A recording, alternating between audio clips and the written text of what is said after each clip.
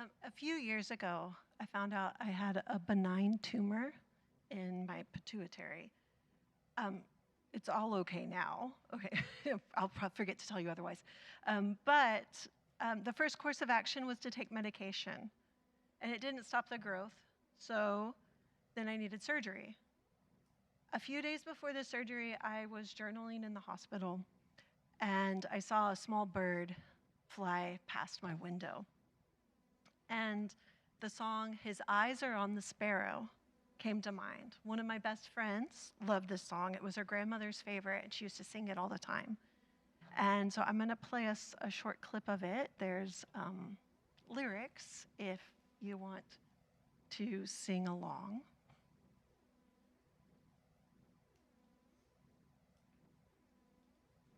Why should I feel discouraged? Why should the shadows come? Why should my heart feel lonely and long for heaven and home? When Jesus is my portion, a constant friend is He. His eye is on the sparrow,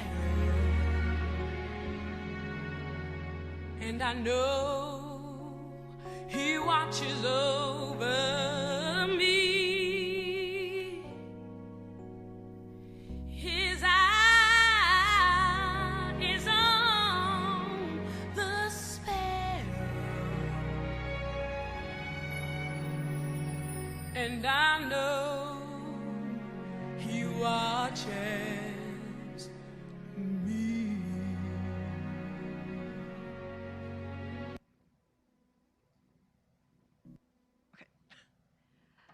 Right after the surgery, they put me in like a special area behind the nurses' station so they could check my vitals, keep track of me, because I mean, it's a big, long surgery. It's neurosurgery.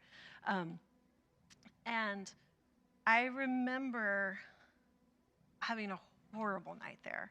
I felt really panicky. There were all these like still wires and tubes and things attached to me, and I don't know if it was the medication leaving my system, the trauma of the surgery, but I just felt so panicky. And there was one thing that kept me going, and it was, "His eye is on the sparrow, so I know He watches over me." It came to mind, and it just constantly, "His eye is on the sparrow, I know He watches over me. His eye is on the sparrow, I know He watches over me. His eye is on the sparrow, I know He watches over me." When I felt like I was coming out of my skin, like literally, that refrain kept me together. It was my anthem. We all have anthems. The definition of an anthem is a song of praise, devotion, or loyalty. There's national anthems. I'm not going to make us listen to those, but it probably would be amazing if we even took the time to figure out how many national anthems are sitting in this room.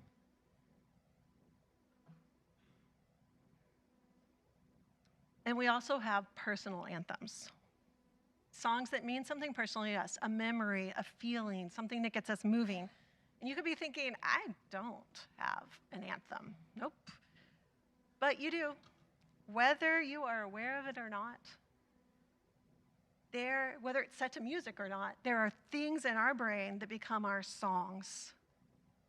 They help us feel things, they help us process things, they help us, they're what we sing to ourselves, and they're usually helpful. Sometimes they're not. Sometimes the song we tell ourselves brings us down. Sometimes we're listening to the songs everyone else is saying to us. And sometimes we've forgotten all the songs and we need to hear somebody else's. So I want you to think about, what is your anthem? One song that should be above all others is God's song of hope. God has given us a song of hope, and we have to sing it. We have to keep singing it. Today we'll be looking at Psalm 40 and the anthem God gives us. First, we'll look at Psalm 40. Then we'll learn about God's song of hope, and finally, how we can cling to that anthem. So it starts with verses 1 through 3. I waited patiently for the Lord. He turned to me and heard my cry. He lifted me out of the slimy pit.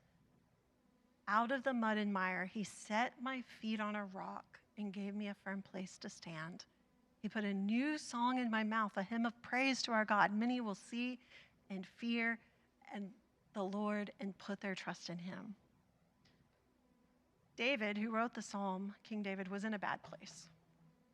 But he waited patiently, and God lifted him up. He heard him, and he took him out of there.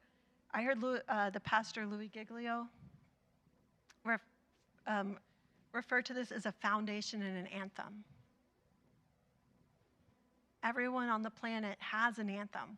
We get to have a redeemed one of hope. We've all been there in a pit. It could be because of our own sin. Could be because of the sin that just is in the world. We live in a broken world where there's pain and there's illness. It's just there. But the amazing thing is we don't have to get ourselves out. God will lift us out of the pit. He'll give us a foundation, a rock to stand on, a hope, an anthem.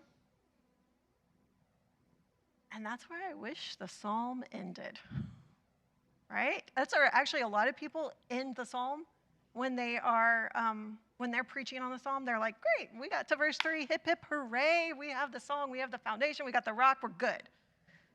But there's a lot more to see in the psalm. Verses 4 and 5. Blessed is the one who trusts in the Lord, who does not look to the proud, to those who turn aside to false gods. Many, Lord my God, are the wonders you have done, the things you planned for us. None can compare with you. Were it to speak and tell of your deeds, they would be too many to declare. They tell us who God is. He's someone we can trust in. He's the true God, the God of wonders, God of plans, incomparable, and too amazing for words. His character is what brings us that hope. Because of that, of who God is, David then goes on to who we should be in response to God. Verses 6 through 8. Sacrifice and offering you did not desire, but my ears you have opened. Burnt offerings and sin offerings you did not require. Then I said, here I am. I have come. It is written about me in your scroll. In the scroll. I desire to do your will, my God. Your law is within my heart. David says God doesn't desire sacrifice and offering, which is kind of crazy because we're in the Old Testament, and he actually kind of asks for sacrifice and offering, right? And he doesn't just ask for it once in a while, it's continual. And David knows that because in verse 8 he says, your law is within my heart. And I've been reading the Old Testament this summer a lot, and I've been amazed over and over that this is actually true. Although God asks for sacrifices, he cares more about us listening to him. King Saul keeps making grand gestures, and God keeps being like, no, not what I wanted. For example, King Saul was going to give a sacrifice. He was waiting for Samuel to do the sacrifice, and he kept waiting and waiting days, and he was getting antsy, and Samuel wasn't there. So he was like, great, I'll just do it. I'll just do the sacrifice. Did the sacrifice correctly, but not what God asked. And he actually lost the kingdom because of that. Because sacrifice is not about the physical thing we do. God wants our hearts. And so that's what he means when he says you don't desire sacrifice. Then with that heart in mind, in Psalms 9 through 10, I proclaim your saving acts in the great assembly. I do not seal my lips, Lord, as you know. I do not hide your righteousness in my heart. I speak of your faithfulness and your saving help. I do not conceal your love and your faithfulness from the great assembly. Because we're listening and obeying, because know what God desires, we can proclaim his saving acts. We don't hide, we don't conceal,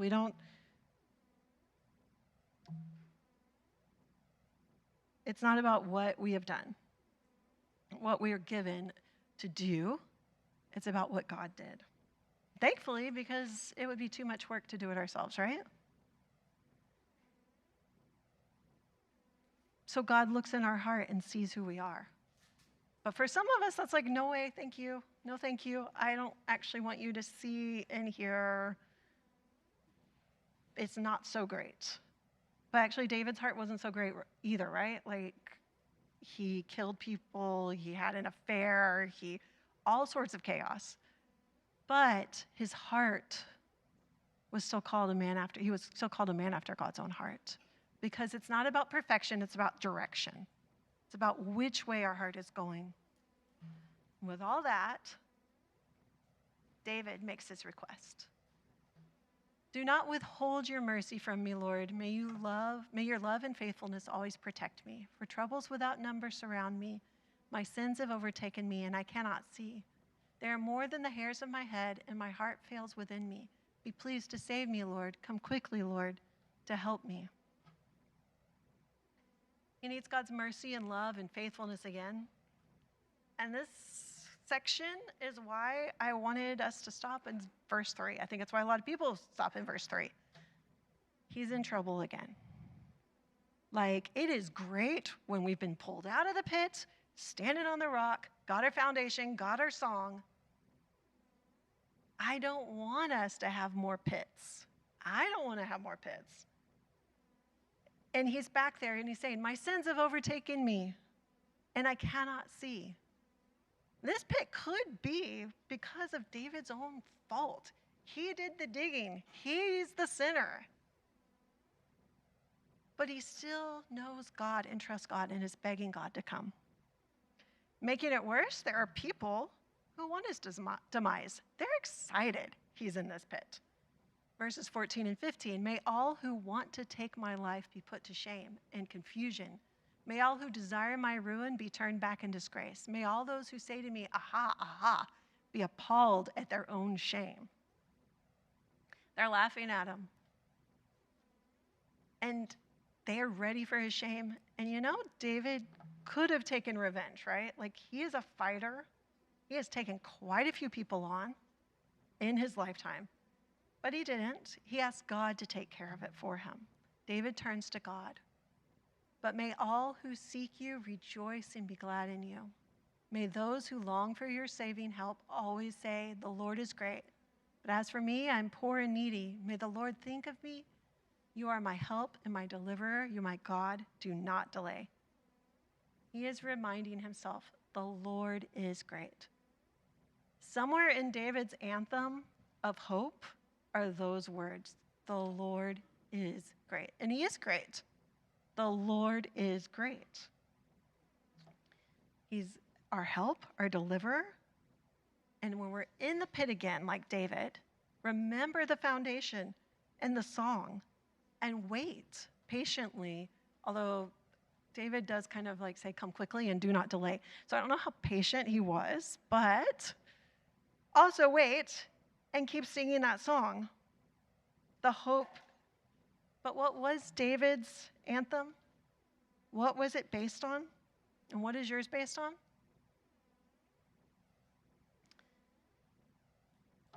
I think if we think back to some other people, like going back to my Old Testament reading this summer, I was shocked by how often the Israelites kept reminding themselves of when they were in Egypt. Okay, they'd be like, this happened and the Red Sea parted, and then we did this, and then we did that. And I'm like, I know I just read that a couple of chapters ago. Of course, in Exodus and Deuteronomy, a couple of chapters can be like 40 years and everybody died out. But they continually were saying, we know, remember, the God is great. Remind each other, the Lord is great. And in Judges, there are all these cycles where the Israelites are like, we're good, God's good. No, actually, God's not enough. We need a king. We want to be like everybody else. And the prophets and the judges kept saying, no, don't do that. God is great. He's enough. But they weren't listening to that song. And so what are we going to do? Well, we're going to find our anthem, number one, and we're going to sing it a lot. Finding your anthem means you know your song. If you don't know that foundation, if your feet have never sat on the rock of Jesus, then that's the first thing you need to do. Because like I said, he doesn't want us to work. He's not here for us to do things. In fact, Jesus did it already, right? He lived perfectly sinless life. Then he died on the cross, rose from the grave. He's done all of it for us. But you have to know that rock and that foundation to have his song of hope. So if you don't know it, ask me, ask someone else, ask questions, seek him out, and find the rock first. And then secondly, if you do know him as your foundation, then you need to find your song. So, a little homework. I want you to spend time today writing out your song. Write a psalm, okay? You can write multiple psalms. Psalms are full of emotions, joy, anger, pain, sometimes all in one psalm. But I want you to try and write your own so you know your anthem and you can come back to it when you're in the pits. And if you're like, I cannot, I'm not a writer, then borrow other people's. Find hymns and songs, listen to them over and over again, so they'll come to mind when you need them. Like his eyes on the sparrow came to mind for me. And I just thought of this, so sorry it's not in the translation. But parents, grandparents, aunts, uncles, whoever you are, like that song came to mind because it came to mind because I heard it as a child. A lot. I came to church. My parents listened to music. My dad listened to barbershop quartet, Christian gospel. I didn't always love it, but it's sticky. And it comes when you need it. So be intentional about what you're sticking into children, because it'll show up when they want it, when they need it. So know your anthem and sing it. And then sing it over and over. That's the second point. Because unfortunately, the world is full of troubles. We live in a broken world with sin and pain. And we're going to hit another pit. God's going to pull us out, but he doesn't always pull us out quickly. And he doesn't pull us out so there is no more pain. He pulls us out so we have the song to sing that draws others to him. As verse 3 says, many will see and fear the Lord and put their trust in him. He's giving us that song for everyone else too. So sing your song in and out of the pits, knowing that others will hear. And help them when they've forgotten their song. Give it to them. So we've looked at Psalm 40. David had been in a pit. He got out. He ended up in another pit. He trusted God to pull him back out, and he sang his song, "The Lord is Great." So find your song and keep singing it to draw yourself to him and to draw others to him too. So as I was working on this, and I was thinking about Psalms and Psalm 40, I found this little band called U2. I've heard of them before, I'm kidding. And a song called 40. I had heard 40, but I didn't really connect that it was Psalm 40 before, so I'm a little late to that party. And they often played it at the end of their concerts. And the audience would even start singing it with them, which is pretty cool to think like everybody was just singing Psalm 40. And at the end, they would say, how long to sing this song? I don't know, I didn't talk to Bono, but I think they're saying that part because of the patience that it takes. It's not easy. Oh, sometimes we have to keep asking ourselves, how long am I going to have to sing this song of hope? The thing is, we know it's going to be for the whole life. And then as Amazing Grace said, when we've been there 10,000 years in heaven, still singing the songs. It will still be there. So I'm also, you can tell I work with kids, because I'm also going to play a clip of you two singing the song. There are lyrics on that one as well if you want to sing along.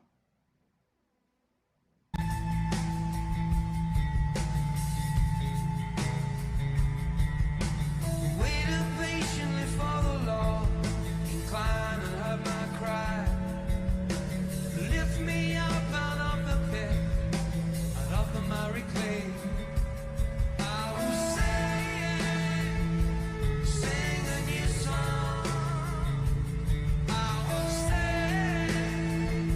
sing a new song. How sing this song?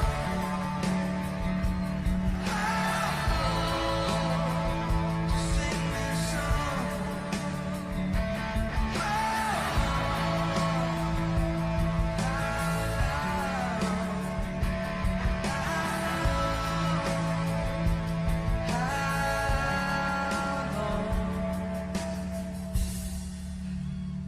To sing this song.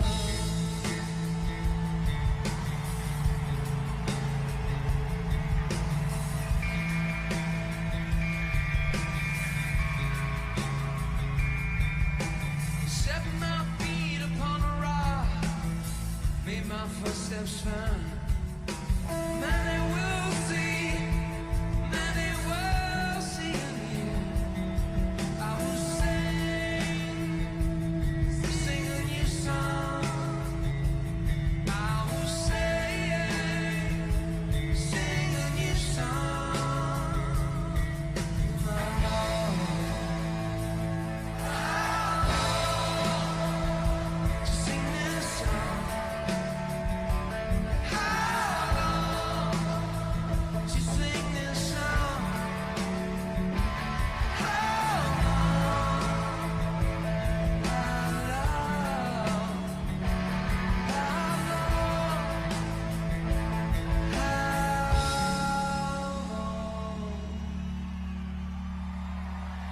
To sing this song.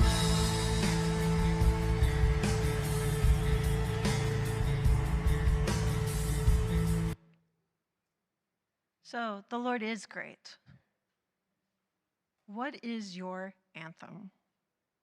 When you're in a dark night, what song is going to come to mind?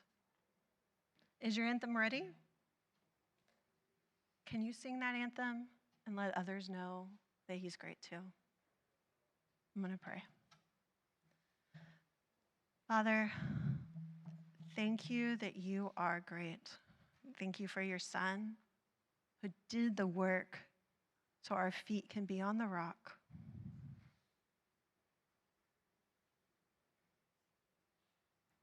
And that you gave us a song to sing. Lord, I pray that we will sing this song loud and clear for ourselves and for others to hear, so that the vision of this church could come true. Many would see and hear and know you. It's in your Son's name we pray. Amen.